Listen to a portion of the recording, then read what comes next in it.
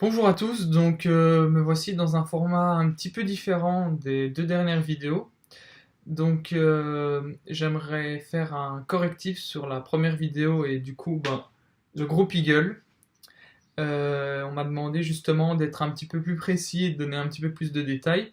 Donc le groupe Eagle, certes c'est du 12 vitesses, certes pour le moment c'est très cher puisque c'est des produits qui restent un petit peu élitistes, mais c'est quand même un produit qui va se démocratiser, se décliner à mon avis comme les autres groupes. Donc ici on est en XX et en X0 et ça va se décliner sûrement en GX et même en NX comme on a pu voir avec le 11 vitesses, donc ça va baisser de prix.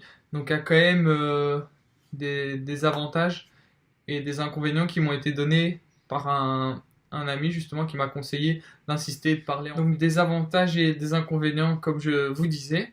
Donc au niveau des avantages du groupe, eh ben il y a quand même un, un claque qui est vraiment caractéristique des groupes SRAM et qui justement permet de bien savoir si on a changé ou pas de vitesse. Donc ça c'est vraiment bien, surtout quand on redescend. Évidemment quand on remonte de vitesse on entend beaucoup moins ce bruit.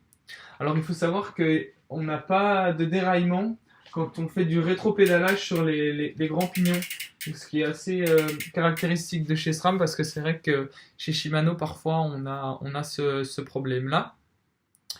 Après, il y a aussi tout ce qui est plage de rapport. Donc on est en 10-50, ce qui permet vraiment d'avoir un étagement de 500%. Il n'y a pas de rapports qui sont vraiment mal étagés, donc ça a vraiment été bien découpé. On passe du 42 au 50 et on passe pas du 42 au 44 ou au 46 comme avec Shimano justement. Et du coup, avec une cassette Shimano en 11-46, et ben du coup, on a que 418%. Et du coup, on n'a pas ce 10 non plus, vu que c'est du 11-46. Donc voilà, il y a vraiment un gain qu'on a à ce niveau-là. Donc du coup, on a quand même un gain en, en polyvalence.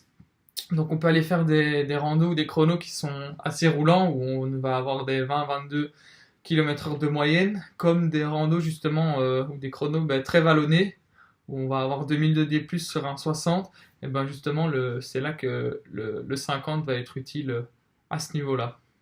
Après au niveau du passage de rapport, c'est vrai que les passages de rapport sont peut-être un petit peu plus difficiles que qu'avec SRAM justement, parce qu'avec SRAM c'est un petit peu plus fluide, c'est un petit peu plus sympa, on entend un petit peu moins le bruit, on sait pas trop parfois même si on a changé de vitesse ou pas, donc voilà. Donc au niveau de l'ergonomie, les cassettes SRAM sont suffisamment bien conçues pour bien dégager la boue, et donc elles débourrent beaucoup mieux et bien plus aérées justement que les cassettes XT ou XTR que j'ai pu avoir, et donc quand même les passages de vitesse justement se font beaucoup mieux.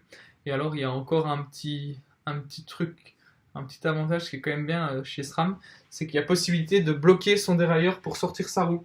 Donc vous ne voyez plus trop, mais ici il y a un petit bouton, hop, tac, et du coup on a son dérailleur qui est comme ceci, et donc on peut vraiment facilement sortir sa roue, et ce qui est vraiment un avantage par rapport à Shimano. Donc voilà, j'espère que j'ai été précis et que les informations que je vous ai apportées vous seront utiles. Voilà, à bientôt pour le test et la présentation justement du Curing que vous voyez ici.